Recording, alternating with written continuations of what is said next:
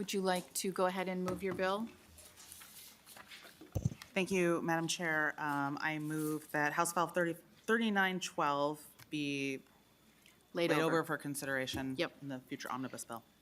And I see that there's an author's amendment. Would you like to move the amendment? Yes, Madam Chair, that's my motion.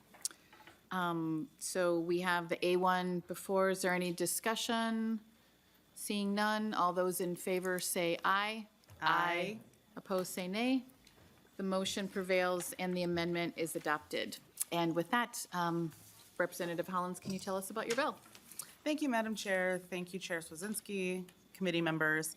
House File 3912 is a bill about energy affordability. We know that Minnesotans are struggling to make ends meet between medical expenses, rising grocery prices, and the cost of housing. This bill does three simple things. One, it removes the ability for utilities to charge fees to customers who are above 50% of the state median income during the cold weather rule. Two, it prohibits utilities from charging reconnection fees when someone's energy utility is shut off due to non-payment. And three, it creates a regulatory framework to address energy utility late fees. I'll focus most of my comments on the late fee portion because the other parts of the bill are fairly self-explanatory. Late fees are typically 1.5% per month or higher, and the interest compounds each month. This amount could be described as predatory and does not reflect the actual collection costs for late payments on utilities. In fact, studies show that it is multiple times higher than what it costs utilities to carry the unpaid balance. These fees result in hundreds or sometimes thousands of dollars being added to customers' balances. The charges disproportionately punish low-income households, often forcing difficult choices between paying for essential power and necessities like food or medicine. House File 3912 seeks to protect low-income individuals by putting some parameters on the imposition of late fees, and it requires PUC-regulated utilities to demonstrate that the fees are just, reasonable, and in the public interest. I also wanted to note, and hopefully there was a handout that went to you folks, in case there's confusion about where this relief is most needed, please take a look at that handout. The map shows where the most and least energy burdened individuals reside by legislative district. An area is considered energy burdened when they spend more than 6% of their annual income on home energy costs.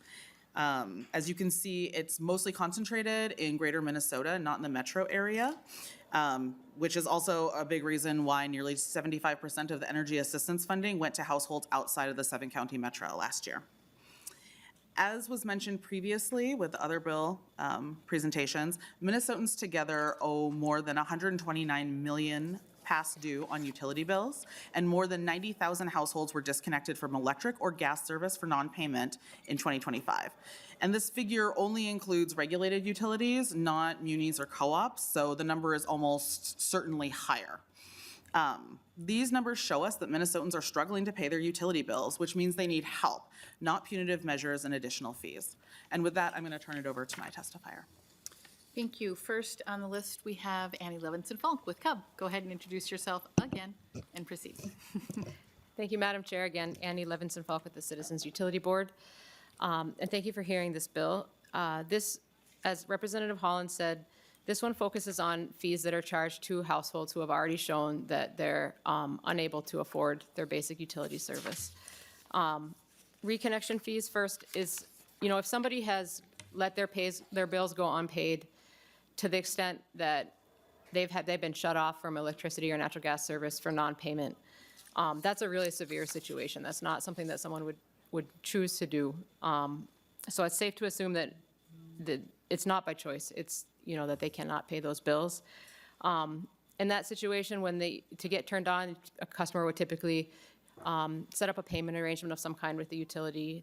If they can't pay the entire balance, which often they cannot, it might require a down payment of some kind. And then typically there's also a fee for reconnecting service that's added on top of that. And the utility may or may not ever be able to recoup all of that. Often there is a large degree of those past due bills that go unpaid, and that becomes bad debt that then gets passed on to all of the other ratepayers of that utility. What this bill says is that it provides relief for those customers from the reconnection fee only. It does not provide relief from any of the other past due bills. But it would consider basically the reconnection fee as kind of part of the essential part of doing business for a utility. The other part is in regards to late fees, as Representative Holland said, that the fees are quite high, typically 1.5% sometimes per month, compounding monthly, sometimes higher. So that's, 18% a year. I've seen fees that are 25% a year. For many decades, this exceeded your average interest rate on a credit card. And in Cub's opinion, from a ratepayer advocate perspective, a utility delivering an essential service shouldn't be collecting credit card level interest rates on those balances. As I said, a good portion of those balances do go unrecovered also at the end of the day and then are passed on to other ratepayers, and the late fees exacerbate that. So what this bill is seeking to do is to put some guardrails on the late fees. One of those guardrails is that the fees should be based on a reasonable approximation of the actual cost of carrying those past due balances to a utility. So it's not something that they are making money or not using to offset rates for other customers, but just covering the cost. That they wouldn't be charged to low-income households or the households that the utility isn't aware are low income, because it's safe to assume that they are truly struggling to afford their service. And there's a number of other parameters. We are certainly open to discussing those parameters, and if folks or utilities or other feel like we haven't found the right guardrails or the best ones, we're very open to that conversation. I also wanted to flag that this is an issue in Excel's rate cases currently before the PUC, so it is under consideration at the PUC. It's likely to come up in other rate cases going forward. There's a rate case underway almost all of the time, so it's probably not practical for the legislature to wait until the PUC is done considering late fees before acting, because I think my assumption would be this is going to be a perennial issue at the Public Utilities Commission, and I think it's appropriate for the legislature to set, like I said, some parameters on what you all view as reasonable for these fees. Thank you. Thank you, Ms. Levinson-Falk. Next on the testifier list is Nick Martin with Xcel Energy. Welcome to committee. Go ahead and get yourself seated, and when you do, you can introduce yourself for the committee and proceed. Good afternoon, Chair Acom, Co-Chair Swazinski, and members of the committee. My name is Nick Martin with Xcel Energy.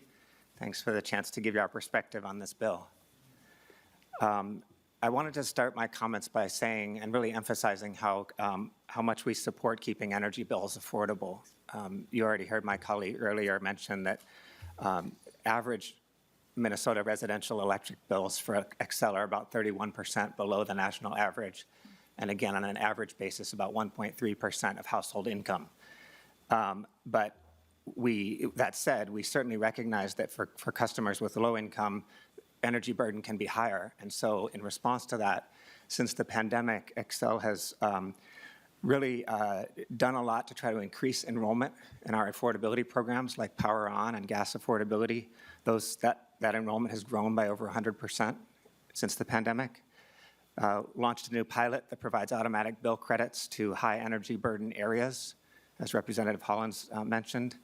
Advocated at the federal level for full funding of LIHEAP, the federal energy assistance, and advocated at the state level for additional measures to sort of qualify customers for affordability programs and make it easier to get enrolled. So there's a lot of things. That's sort of a sample. There's some other things we've proposed in our current rate case to really try to emphasize affordability. It's a key priority for us. And so turning to the bill, we understand the goal of this bill is affordability, and we support that. But for a couple of reasons, we don't think this is the best way to go about it, and I'll explain that. The first is the bill would eliminate most reconnection fees for non-payment. Those fees represent a real cost that, if it's not borne by the customer that's causing that cost, will be shifted onto all other customers.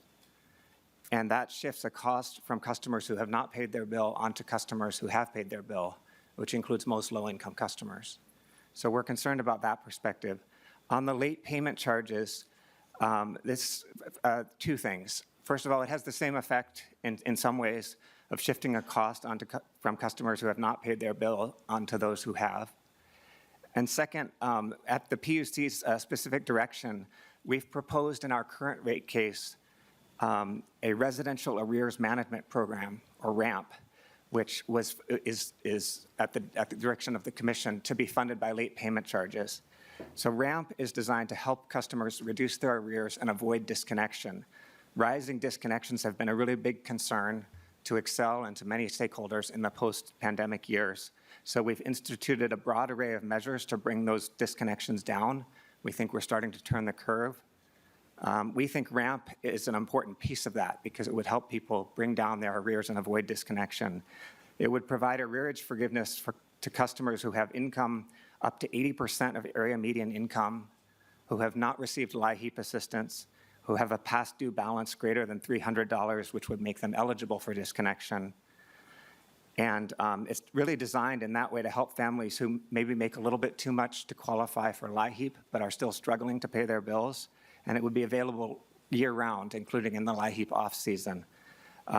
So the late payment charges would enable Xcel to launch that program this year and provide assistance to a large number of families in that way. The funding for RAMP would just largely evaporate under this bill. And then just the last point I wanted to make is that both the reconnection fees and late payment charges, I think Ms. Levinson-Falk referred to this actually, both of these issues are currently before the PUC in Xcel Energy's rate case. The PUC may decide that they want to eliminate reconnection fees. They may decide they want to eliminate late payment charges or have a discussion of whether the current level of late payment charges is the right level. They could decide all those things, and they will be reaching a decision on that by July under our rate case schedule. Thank you for considering our perspective and look forward to questions. Thank you, Mr. Martin. Quickly before you go, can you just clarify for me, make sure I heard it right? So the RAMP program is funded by late fees? Yes, that was in an order in one of our dockets, we were asked to propose a program funded by late payment charges. I see. Modeled on an approach we had used in Colorado. Thank you for that clarification. Appreciate it. And last on our testifier list today, we have Catherine O'Donnell with CenterPoint Energy. Welcome to committee, Ms. O'Donnell. Get yourself seated, and when you're ready, go ahead and introduce yourself and proceed. Thank you, chairs and the committee. My name is Marty O'Donnell. Catherine, I go by Oh, Marty. I'm sorry. No, you're fine. Catherine's my given name. We're in a legal place. I work for CenterPoint Energy, and I'm an operations director in the natural gas business. I've been with the company for 13 years and have held several roles, including in the billing department and for leadership roles in Home Service Plus and gas operations. And for the last 2 years, I've been a director over various functions within the gas business. Working with the customers to afford and pay their utility bills is a priority to CenterPoint Energy. Disconnecting service to a customer is our last resort. We want our customers to have the energy they need, when they need it, and within their ability to pay for it. The minute someone becomes a customer with CenterPoint Energy, we begin educating them on available resources. As a new customer, they receive a welcome packet that includes information on the cold weather rule and payment assistance programs. CenterPoint provides the payment assistance program information year-round, actually, in multiple languages and through several channels. That way we reach as many customers as possible in as many ways as possible. If a customer is having trouble paying their bill, we ask them to call us to enroll in a payment plan that works for them. We don't charge late fees on past due balances once a customer has enrolled in a payment plan. Together, we work finding solutions that bring the customer's monthly balance down and identify an amount that the customer tells us that they are able to pay. During these conversations, we also consider the customer's current financial circumstances, including any recent changes, and we ask for any extenuating circumstances within the household. Throughout the year, we share cost-saving tips, tools, and resources to help make bills more manageable. CenterPoint engages in direct outreach efforts to customers designed to cross-promote Gas Affordability Program, or GAP, energy assistance through LIHEAP, and energy conservation and optimization programs. We often work with low-income organizations and state agencies to do so. Customers receiving LIHEAP may be eligible to receive additional funds through our Gas Affordability Program, also commonly known as GAP for short. And once a customer is enrolled in GAP, they're giving a flat monthly amount for their natural gas bill. And that flat amount cannot exceed 3% of their income. Customers that do have past due balances but make their monthly gap payments receive funds to help pay down the past due balances, and they're protected from service interruption. We recognize the difficulty of disconnection for a customer. We contact a customer that may be at risk of disconnection a minimum of 6 times throughout the combination of phone calls, mailed letters, and physical site visits. Utilities work with state agencies through our rate cases to balance cost impacts for all of our customers. Our reconnection fee is $28, which does not fully cover our cost to disconnect and reconnect service to customers. These costs and unpaid balances after customer assistance are largely socialized across all remaining customers. CenterPoint Energy cares about our customers, and we appreciate the opportunity to share with you some of the programs that we offer and the collaboration with our state agencies and low-income organizations. While we appreciate the intent of the bill, we cannot support it in its current form. Thank you for allowing us this time. Thank you. I'm not seeing anyone else on the testifier list. Anyone else in the room who would like to testify on this bill? Seeing none, we'll turn it back to members' questions or comments. Seeing none, I will just, before passing it back to the bill author for closing comments, say that I appreciate hearing from the utilities about some of the programs that they currently offer, and I think that highlighting that today has been helpful, and I've found it informative. So thank you to each of them for providing a little information on that. And with that, I will turn it over to Representative Hollins for any closing comments. Thank you, Madam Chair. I appreciate the utilities being here and being willing to have conversations about this, and certainly we want to continue having conversations around it. We know the bill's not in its final form, and we're open to continuing to work on it. So thank you to them for being here and testifying, and thank you to the committee for hearing the bill. And with that, the bill is laid over.